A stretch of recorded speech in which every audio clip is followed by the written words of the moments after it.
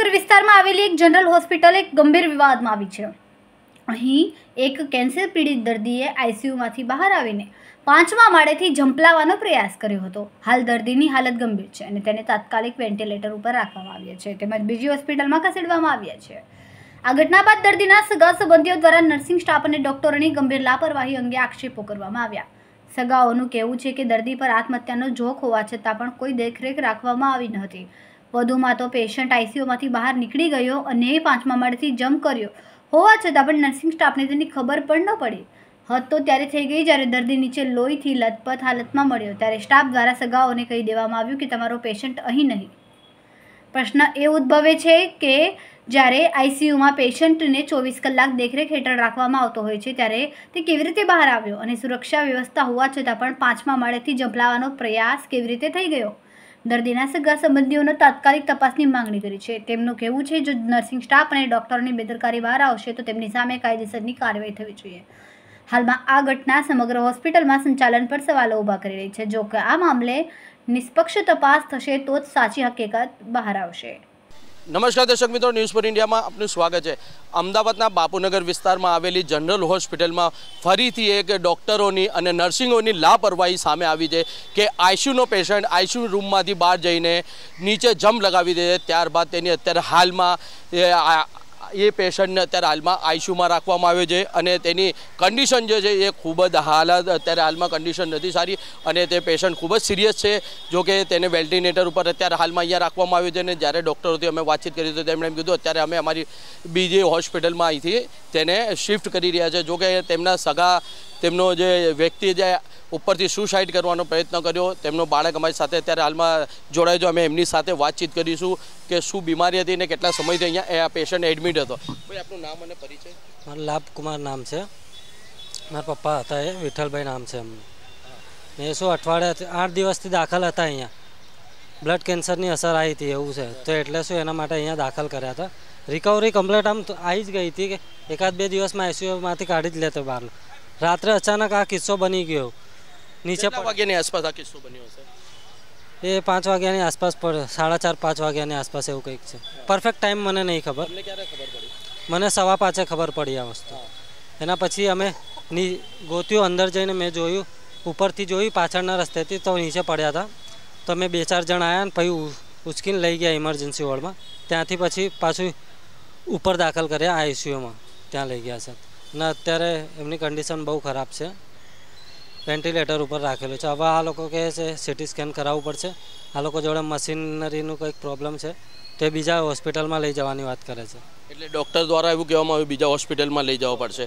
તમને શું લાગે કે ડૉક્ટરને નર્સિંગની જે લાપરવાહી એના કારણસર? મેન એ સ્ટાફની જ લાપરવાહી કહેવાય ને, કારણ કે આઈસીયુ રૂમમાં આપણને દાખલ થવા નહીં દેતા, આપણને બહાર જ રહેવાનું કહે છે બરાબર। તો જે જવાબદારી એ સ્ટાફની આવી તો એ લોકોએ ધ્યાન રાખવું જોઈએ ને। પેશન્ટ ત્યાંથી કે ઉઠીને આટલા દૂર સુધી આમ ચાલતો જતો રહે, આ લોકોને ખબર જ નહીં કે આટલા ટાઈમથી પેશન્ટ છે નહીં આમ ખાટલા ઉપર। તો તમે પોલીસને જાણ કરી આના વિશે? સવારે અમે ઇમરજન્સી વોર્ડમાં લાવ્યા હતા અને પછી ત્યાંથી પોલીસને ફોન કર્યો હતો, પછી પોલીસવાળા આવ્યા હતા, મોડા આવ્યા હતા પોલીસવાળાએ। કેટલા વાગે પોલીસવાળા આવ્યા હતા? એ પરફેક્ટ ટાઈમ નહીં ખબર હવે। મોડા આવ્યા હતા તમે કહો છો એટલે અંદાજે કેટલા વાગે આવ્યા છે? અંદાજે સમજો આ ઘટના 5:15ની આસપાસ મને ખબર પડી એટલે ટૂંકમાં 2 કલાક ગણો, 1.5-2 કલાક, 2 કલાક તો ખરો। અચ્છા, 2 કલાક પછી પોલીસ આવી એમને? આ લોકોએ કેટલા વાગે ડૉક્ટરના સ્ટાફ દ્વારા ક્યારે પોલીસને જાણ કરવામાં આવી? હોઈ શકે કે કદાચ ડૉક્ટરના સ્ટાફે મોડી જાણ કર્યું એટલે પોલીસને મોડે ખબર પડી હોય અને મોડે આવી હોય। હા, એટલે મેં પૂછ્યું હતું તો એમણે કીધું કે મેં ફોન કરી દીધો છે કે મને પહેલાં ડૉક્ટરે કીધું તો આ બધું શું હવે પોલીસ કેસ થશે? મેં કીધું સારું, તમે પોલીસને ફોન કરી દો એટલે પોલીસ અહીંયા આવીને જે તપાસ કરવાની છે એ તપાસ કરી લે એમ। પછી એમણે મેં બીજી વાર થોડા વાર થઈ 1.5 કલાક પછી હું જઈને પાછું પૂછવા ગયો હતો। મેં કીધું તમે ફોન કર્યો છે ખરા ને? કે હા, કે ફોન કર્યો જ છે કે। પછી મને પોલીસ સ્ટેશનમાંથી ફોન આવ્યો હતો। કેટલા વાગે તમને ફોન આવ્યો હતો અંદાજે? એ હવે પરફેક્ટ અંદાજે કેટલા વાગે ફોન આવ્યો હતો અને શા માટે ફોન આવ્યો હતો? નામ? હા, એટલે કે હા મારું નામ પૂછ્યું અને આ રીતની ઘટના બની છે એટલા માટે ફોન આવ્યો હતો। પછી એ આવ્યા હતા અહીંયા। એ ફોન આવ્યો ને એના અડધા કલાક પછી આવ્યો। તમને ફોન આવ્યો એના અડધા કલાક પછી એટલે તો અંદાજે કેટલા વાગ્યા હશે? પરફેક્ટ તો નહીં, વધારે 7 વાગ્યા પછી। 7 વાગ્યા પછી પોલીસ આવી એમનું? જો કે અત્યારે હાલમાં જે વ્યક્તિએ ઉપરથી સુસાઇડ કરવાનો પ્રયત્ન કર્યો હતો તેના પુત્ર અમારી સાથે જોડાયો હતો. તેમને એવું કહેવું છે કે પોલીસ જો કે અહીંયા 2 કલાક મોડી આવી હતી અને 2 કલાક પછી આવી હતી. હોઈ શકે છે પોલીસને પણ મોડી જાણ કરવામાં આવી હોય. જો કે અત્યારે હાલમાં એ તો તમામ વસ્તુ તપાસનો વિષય છે. ત્યારે અમે બીજા પણ અહીંયા એક સામાજિક કાર્યકર્તા અમારી સાથે જોડાયા છે. અમે એમના સાથે વાતચીત કરવાનો પ્રયત્ન કરીશું કે શું બનાવ બન્યો હતો અને તમને ક્યારે આ જાણ થઈ હતી આ હોસ્પિટલની અંદર જે એક વ્યક્તિએ સુસાઇડ કરવાનો પ્રયત્ન કર્યો, 5મા માળેથી જમ્પ લગાવી, તમને ક્યારે જાણ થઈ અને તમે ક્યાંથી અહીંયા પહોંચ્યા હતા, कितना वागे पहुंचा? जैसे सोशल मीडिया पे मेरी वीडियो चलती है, मैं एक सोशल मतलब एक सामाजिक कार्य करता हूँ और काफ़ी लोगों को मेरे से बहुत उम्मीद रहती है कि मैं हर काम उसको लेता हूँ और काफ़ी हद तक पूरा करता हूँ. और एक्चुअली यहाँ से जब मुझे फ़ोन आया कि यहाँ का एक व्यक्ति ने जो जिनकी उम्र 65 साल की है, उनके लड़के ने मुझे कॉल करके जाना है कि भाई मेरे पापा का ऐसा हो गया है, आप फटाफट आओ. और मुझे फ़ोन का 8:30 बजे आया कि कोई ध्यान नहीं दे रहा था. तो 9 बजे तक 9:30 बजे तक मैं यहाँ पे पहुँचा और यहाँ पे देखता हूँ तो जो स्टाफ है, जितना हॉस्पिटल का जो स्टाफ है वो एक रूम में बैठ के चर्चा कर रहा था. तो मैं उनके पास गया और जाके पूछा तो वो कुछ दबाव करने लगे. तो मैंने उनसे थोड़ी कड़क आवाज़ में बात करी कि भाई इतनी टिपिकल कंडीशन हो गई है, बंदा 5वें माले पे से गिर गया है मगर आप कुछ ध्यान नहीं दे रहे. तो उन्होंने बोला कि भाई इनको जब मगज़ का कुछ एमरेज हुआ है, CT स्कैन के लिए दूसरे हॉस्पिटलों में शिफ्टिंग की बात चालू है, वो करेंगे. तो हमने उनको शिफ्टिंग की इजाज़त दी है. तो भी अभी टाइम हो रहा है, 1 बज रहा है, अभी तक कोई शिफ्टिंग नहीं हुआ है. और फिर अगर कुछ हो जाता है कि भाई अगर पेशेंट को कुछ होता है तो इसका जिम्मेदार कौन रहेगा? जनरल हॉस्पिटल रहेगा कि यहाँ के जो कर्मचारी वो लोग रहेगा कि यहाँ के डॉक्टर रहेंगे?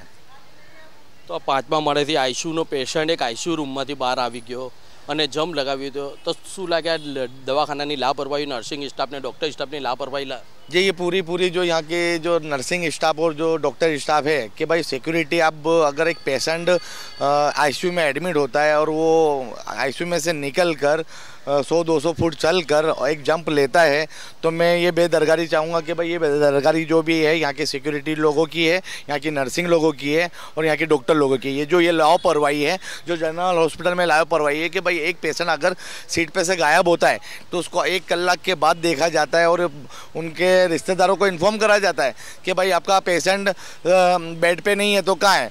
वो जो वहाँ के जो उनके रिश्तेदार हैं उनको ढूंढने निकलते हैं. तो वो पीछे की साइड जब आप देखोगे तो पीछे की साइड एक बारी है, वहाँ पे सीढ़ी है.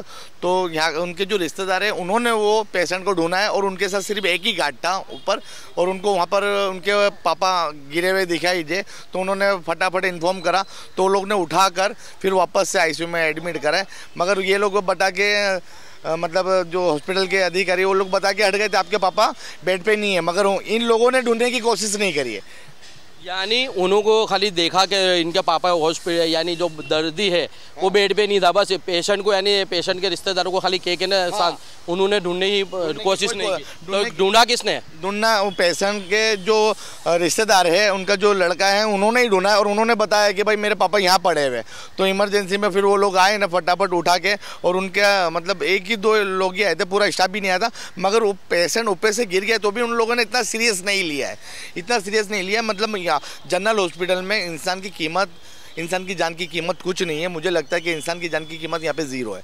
सो कमेटी ने चार्ज बेसाड़ी इंक्वायरी बेसाड़ी जी हम प्रशासन से ये मांगनी चाहिए कि भाई इस पे ये केस पे सख्त के सख्त जांच की जाए. और पुलिस से भी हम लोग एक प्रशासन से पुलिस से ये सबसे एक आश्वासन चाहेंगे कि यहाँ के जो पेशेंट के जो रिश्तेदार है, जो उनके जो लोग हैं, उनके लड़का है, उनका बेटा है, कि उनके भाई जो भी है उनको एक न्याय मिले. और प्रशासन से ये रिक्वेस्ट करेंगे कि जनरल हॉस्पिटल और यहाँ के स्टाफ पर और यहाँ के जितने भी डॉक्टर हैं उन पे एक जांच बैठनी चाहिए.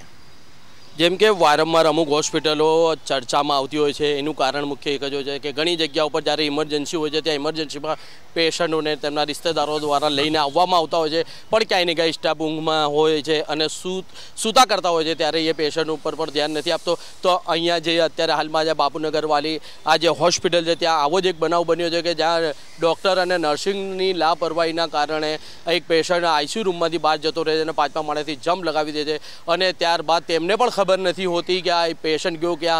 પછી તેમના રિશ્તેદારોને તેમના સગા સંબંધીઓને જાણ કરવામાં આવે છે કે ભાઈ તમારો પેશન્ટ જે બેડ ઉપર હતો તે બેડ ઉપર નથી, ક્યાં ક્યાં ગોતો। તો પેશન્ટના રિશ્તેદારો ગોતી અને પછી ડૉક્ટરને જણાવે છે કે અમારો પેશન્ટ તો નીચે પડ્યો છે અને ઉપરથી કૂદી ગયો તેવું લાગે છે। જો આ એક પેશન્ટ કૂદી ગયો છે કે પછી તેને ઉપરથી નીચે ફેંકી દેવામાં આવ્યો છે તે પણ એક મોટો સવાલ છે। જો કે આના વિશે કમિટી બેસાડીને આની વિશે તપાસ કરવી જોઈએ કે આ પેશન્ટ કેવી રીતના બહાર ગયો, કોની લાપરવાહીથી આ પેશન્ટ અત્યારે હાલમાં જિંદગી અને મોતની વચ્ચે ઝોલા ખાઈ રહ્યો છે। તો આ એક હોસ્પિટલની પણ લાપરવાહી। જો કે અત્યારે હાલમાં આના વિશે અમે તમામ વસ્તુ વિશે આના સુપ્રિન્ટેન્ડન્ટને જે અહીં હોસ્પિટલની દેખરેખ કરતા વ્યક્તિઓ છે તે ડૉક્ટરો સાથે પણ અત્યારે વધુ વિગતવાર માટે આપણે વાતચીત કરીશું। તમારા હોસ્પિટલથી એક દર્દીએ 5મા માળેથી આઈસીયુનો દર્દી હતો અને 5મા માળેથી જમ્પ લગાવી છે, તો એ જમ્પ लगावવાનું શું કારણ હતું અને એ સમય સ્ટાફ આપણો ક્યાં હતો? આઈસીયુમાંથી દર્દી બહાર ગયો। देखिए बहुत दर्दनाक घटना है, निश्चित रूप से बहुत दुखद घटना है। ऐसा हुआ और इसके बारे में जैसी घटना का हमें पता पड़ा है, हमने तुरंत जो हमारे एचओडी हैं मेडिसिन विभाग के जिनके अंडर में वो थे, आईसीयू विभाग के जो एचओडी से उनसे पूरी जानकारी मालूम करी है। और जो मरीज़ था उसको हाइपरटेंशन था, उनको साथ में रेस्पिरेटरी प्रॉब्लम्स थी और वो ऑक्सीजन सपोर्ट पे थे।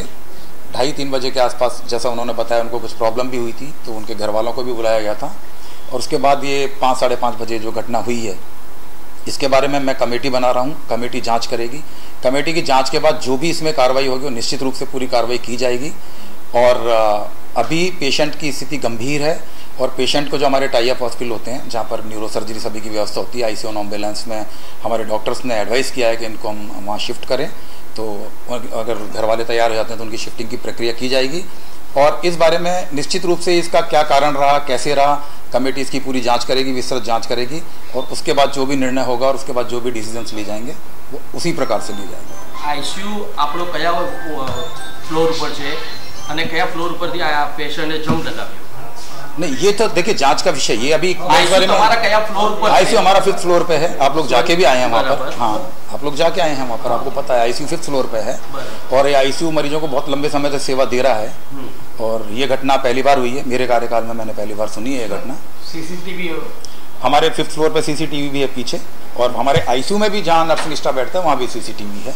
तो वो सारी जांच में सारी चीज़ें सामने आएगी, उसके बाद हम इस पर निश्चित रूप से। आईसीयू स्टाफ शू करतो तो ये समय दर्दी आईसीयू ने रूम में मैंने आपको बताया ना, आईसीयू એટલે તમારે પણ सीसीटीवी फुटेज खंगारिया તમે પણ आईसीयू का मैंने आपको बताया ना, जो भी घटना है उसके बारे में जो कमेटी होगी पूरी विस्तृत जांच करेगी और कमेटी ही रिपोर्ट देगी। अभी मैं कुछ बात कहूँगा, बहुत सी चीज़ें ऐसी हैं जो मुझे भी नहीं पता है कि किसकी गलती है किसकी नहीं है, क्या घटनाक्रम रहा है।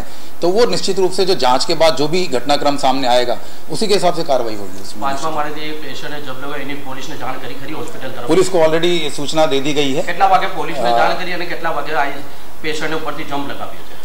5-5:30 बजे के आसपास की घटना है। पुलिस को सूचना दे दी गई है। पुलिस को सूचना दी गई? पुलिस को सूचना आईसीयू स्टाफ से दी गई है। मेरे पास एचओडी बैठे हुए हैं, कैजुअलिटी से उसकी सूचना गई। जब उसका पता पड़ा पेशेंट का, वो सारा रिकॉर्ड हमारे रिकॉर्ड में, वो जांच में हम सारा लेंगे। पता चला सर किसको? आपको कितने बजे पता चला कि पेशेंट ने 5वें फ्लोर से जंप मारी? पेशेंट को जब इन्होंने देखा, हमारे स्टाफ ने, और उन्होंने देखा पेशेंट के घर वाले जब अंदर गए, वो मैं सारा कमेटी से रिपोर्ट लेकर के पता करूंगा, जब भी तो पता चलेगा। अभी समय क्या हो रहा है? अभी आपको पता है क्या समय हो रहा है? 12 बज रहे हैं। 12 बज रहे हैं। हाँ, 12 बज रहे हैं। 12:15 बज रहे हैं। टीम मेरी जैसे ही 12:15 बज रहे हैं, 5:30 की घटना है कि पेशेंट ने 5:30 के ऊपर से आईसीयू के रूम में, आईसीयू में से आईसीयू वार्ड पे से बाहर निकल कर 5वें फ्लोर पर गया और वहाँ 4 से 5 फुट का फ्लोर दीवार है, बराबर है, सेफ्टी वॉल है, और उस पर से जम लगाया। 5:30 का समय है, अभी 12:15 बज रहे हैं। और कितने बजे आपने पुलिस को इस समय ये सारा वहाँ ऑन रिकॉर्ड है। आप रिकॉर्ड चेक कर सकते हैं। मैं यहाँ का एमएस हूँ, सारा ऑन रिकॉर्ड है। मेरे पास रिपोर्ट है, सूचना जा चुकी है पुलिस को, पुलिस आ चुकी है। पुलिस को सूचना कैजुअलिटी द्वारा कर दी गई थी सुबह, जब कैजुअलिटी को पता पड़ा था, जितने भी बजे पता पड़ा था। ये मेरे इंचार्ज बैठे हुए हैं यहाँ पर। कैजुअलिटी के हमारे डॉक्टर्स को बता देंगे, कैजुअलिटीज के डॉक्टर्स को हम आपको बुला के बात भी करा देंगे जहां इनको अटेंड किया गया, और उसके बाद से इनको हमने वेंटिलेटर पे ले रखा है। आपने नहीं दी सूचना? इमरजेंसी के हमारे डॉक्टर अलग होते हैं। इमरजेंसी के इमरजेंसी डॉक्टर साहब के अंडर में पेशेंट सर कितने बजे पुलिस को जान करने में आपके हॉस्पिटल तरफ से खाली इतना मेरे को जवाब चाहिए। वो हमारे पास उसकी रिपोर्ट है FIR की रिपोर्ट मंगवा देते हैं हम आपको, फोन लगा के पूछ लो, लाइव रिपोर्ट मंगवा देते हैं। और जब से पेशेंट को लगातार डॉक्टरों की निगरानी में है, पेशेंट तभी से एडमिट है कैजुअलिटी से। जब पेशेंट को 7-8 दिन हुए आईसीयू में 7-8 दिन से आईसीयू में पेशेंट एडमिट है। जी। और इसके बारे में हम पूरी जांच करेंगे। निश्चित रूप से जांच का विषय है कि ऐसा क्यों हुआ है, लेकिन किस और अभी तक ये 5:30 से 12:15 का जो समय हुआ अभी तक उसमें पेशेंट से क्या तपास की गई? हमारी तरफ से तपास ये की गई है। अभी फिलहाल सबसे पहले हमारी प्रायोरिटी पेशेंट है। पेशेंट को अभी वेंटिलेटर पे ले रखा है। पेशेंट के लिए आईसीयू ऑन व्हील मंगाई गई थी ताकि उनको हम टाई अप हॉस्पिटल में भेज सकें, जहां उनका प्रॉपर न्यूरोसर्जन द्वारा इलाज किया जा सके, CT स्कैन वगैरह हो सके। तो अभी शायद उसमें कुछ रिलेटिव्स को शंकाएं थी, उसको लेकर के वो अभी दूर हुई हैं। तो सबसे पहली प्रायोरिटी हमारी ये है कि हम पेशेंट को प्रॉपर इलाज के लिए भेजें, और फिर मैं मेरे जॉइंट डायरेक्टर वगैरह उनकी कमेटी बनाऊंगा, हाई लेवल कमेटी इसकी इंक्वायरी करेगी, और निश्चित रूप से इसमें जहाँ भी जो भी कमियाँ सामने आएंगी उसके हिसाब से हम उस पर कार्रवाई करेंगे। अच्छा, ऐसे जान की पुलिस आई जी, अपने हॉस्पिटल से पुलिस को मैसेज दिया जी, पुलिस कितने बजे आई? वो मैंने आपको बताया ना, अभी रिकॉर्ड सारा मंगा रहे हैं उसका। पुलिस आई है, रिपोर्ट लेके गए। अच्छा सर, ये मरीज जो ऊपर से जम लगाया, आत्महत्या करने की कोशिश की, तो कितने बजे का समय था और पुलिस को कितने बजे जान करने में? देखिए, एग्जैक्ट समय ये घटना कब हुई है वो तो अभी नहीं बता सकते, क्योंकि जब तक पूरी जांच नहीं होती है। पुलिस को जब पेशेंट को इमरजेंसी में लाया गया, जिसमें हमारे गार्ड भी थे, उनके रिलेटिव्स थे, उसके बाद इमरजेंसी के डॉक्टर्स ने जो थी पेशेंट को सुबह करीब 5:10-5:15 पे सूचना, जो मुझे इन्फॉर्मेशन मिली है, उसके अनुसार पुलिस को इत्तला कर दी थी। अभी पेशेंट की कंडीशन कैसी? पेशेंट अभी वेंटिलेटर पे, हालत स्थिर है, और निश्चित रूप से हेड इंजरी का केस है, तो इसमें न्यूरोसर्जन की आवश्यकता पड़ेगी, जांच की आवश्यकता पड़ेगी। तो जैसे हमारे आईसीयू इंचार्ज जो मेडिसिन OPD के, जो मेडिसिन डिपार्टमेंट के इंचार्ज हैं, उनकी भी सलाह ये थी कि इनको टाई अप हॉस्पिटल में, जो सुपर स्पेशलिटी हॉस्पिटल हमारा रेफ़र किया जाए, ताकि प्रायोरिटी देते हुए उनकी लाइफ के बचाव के लिए जो भी संभव प्रयास हो सकते हैं वो सुपर स्पेशलिटी में किए जा सके। अच्छा, इसमें कहीं ना कहीं डॉक्टर और नर्सिंग की लापरवाही नजर आई? देखिए, मैं इस बारे में ये कहना जल्दबाजी है, उसके रिश्तेदारों को भी आने नहीं दिया जाता और किसी को नहीं आने जाता। देखिए, ये तो बिल्कुल बाहर तो निकलने नहीं दिया जाता। ये निश्चित रूप से जांच का विषय है। इसको मैं तो मैं जांच के बाद ही इस पर पूरा कमेंट कर पाऊंगा। इसको मैं इस पर अभी कमेंट करना बहुत जल्दबाजी होगी। किस परिस्थितियों में हुआ, कैसे हुआ, ये पूरा जांच के बाद ही इसके बारे में कोई कमेंट करेंगे, ज़्यादा उचित होगा। अच्छा, आपके ऊपर अधिकारी को सबको जाना होगा, इत्तला कर दी? हाँ, मैंने अपने ऊपर के अधिकारियों को, इसमें जोनल मेडिकल कमिश्नर होती हैं, हमारे रीजनल डायरेक्टर होते हैं, उनको भी हमने मामले की इत्तला कर दी है।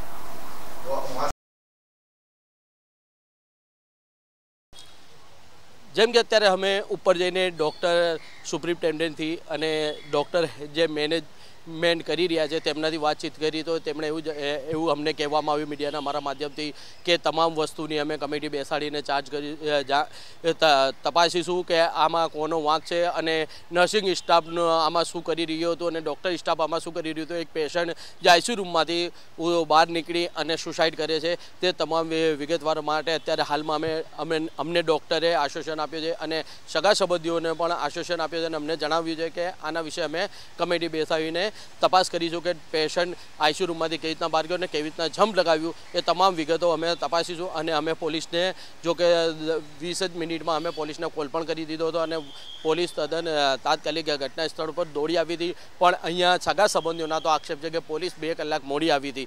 હવે શું સત્ય હકીકત છે એ તો જ્યારે તપાસ થશે ત્યારે સમય દરમિયાન જ બહાર આવશે। News for India, Sharif Ganchi, Ahmedabad.